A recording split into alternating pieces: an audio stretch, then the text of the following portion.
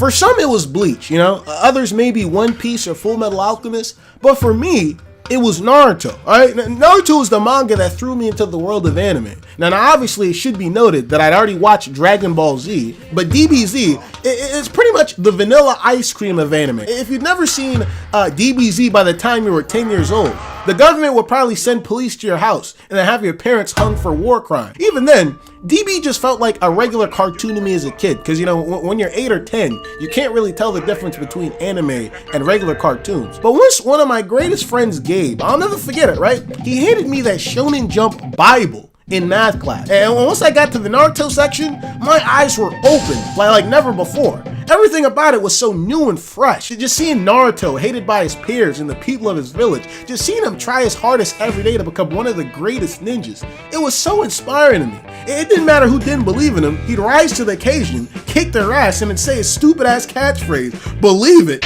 So believe it! Then believe it!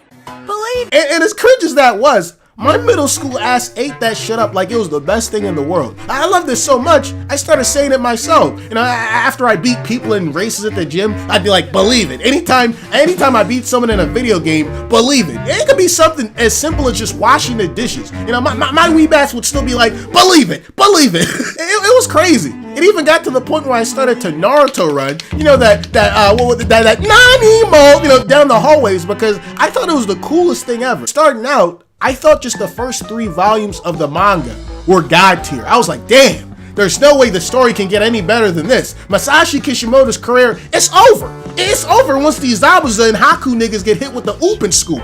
But then, this Ching Ching Bling Bling boy says, "Oh, on God?" Proves everyone wrong by putting out the Chunin Exams arc, possibly the greatest character and world building arc in anime of all time. The arc was a display of different regions or villages' characters, and it gave you like an understanding of what ninjas from that area specialized in, and what types of fighting styles beat which. They also went further into like the types of chakra and chakra usages, such as genjutsu, which was like illusions, taijutsu, which was like kind of like specialized martial arts, and then ninjutsu, which was kind of like, you know, that anime shoujin energy blast, you know, like the Rasengan and Chidori. My favorite guy during the whole thing was Neji. Even though he was possibly the biggest dick of all time, I just thought his fighting style was so slick. Nigga would walk up to you, poke you in your chest cavities, and then you couldn't use chakra anymore. You know, the only thing I hated was that he had this philosophy that he weighed predetermined destiny too much, which was mostly due to him being bitter about being the cadet branch of the family, which meant like his duty was to serve and die for the main branch of the family if need be, which was kind of the fate for his father. I was like, oh, you know, don't worry, Naruto's about to set you straight.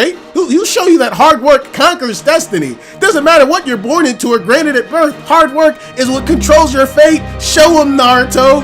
And Naruto did show him, but he did it in the worst way possible. Neji's whole ideology was that predetermined destiny rules overall. You know, stuff like your birthright, your genes, the things that you're granted at birth, way more than just working hard. So after Neji presses Naruto's chakra points and makes it so that Naruto can't use chakra anymore, Naruto still beats him anyways by using his nine-tailed fox chakra. You know, the nine-tailed fox, the thing that was sealed inside of him at birth, not something that he worked for. And I really didn't notice that till like a week later while I'm just eating Cheerios before school. And I'm just like, what the fuck? But my issues with Naruto, it didn't stop there, alright? Being the newbie anime lover I was, I thought all arcs would be like the Chunin Exams where you get to see all types of ninjas excelling in different areas of the anime. Everyone's expertise will be tested through and through, which did somewhat happen, especially during the Great Ninja Wars. But I kid you not, shortly after the Chunin Exams, this man Kishimoto was riding the Uchiha clan's dick, just chewing the foreskin off of him like minty bubblegum. For those that don't know, the Uchiha clan was the clan that the secondary main character Sasuke belonged to, and you know, one of the strongest clans in existence. They had a strong ocular jutsu called the Sharingan that let you do all types of fun stuff like, you know, copying jutsu, setting people on fire, you name it. And Kishimoto would never let us hear the end of it. It was always Sharingan this, Sharingan that, Sharingan this, Sharingan that. Oh, that guy Nagato that didn't have the Sharingan, he had that other cool ocular jutsu called the Rinnegan. Well, guess what? It was given to him by a nigga with a Sharingan. Like, will you shut up about the Sharingan for 2 seconds? And this brings us back to what Naruto's whole ideology was. Hard work weighs more than destiny and birthright. Hard work determines your fate, but it seems like the show Naruto kind of forgot about it. And I still thought it was redeemable. I thought that the way Naruto would redeem his ideology was by somehow losing the nine-tailed fox and then showing everyone that it was his hard work all along that was getting him through his victories. And he wasn't just sucking on the nine-tailed fox's titty anytime he was getting his ass kicked. Until Kishimoto said, I just flipped the switch, and now Naruto, the guy who's all about hard work determining your fate,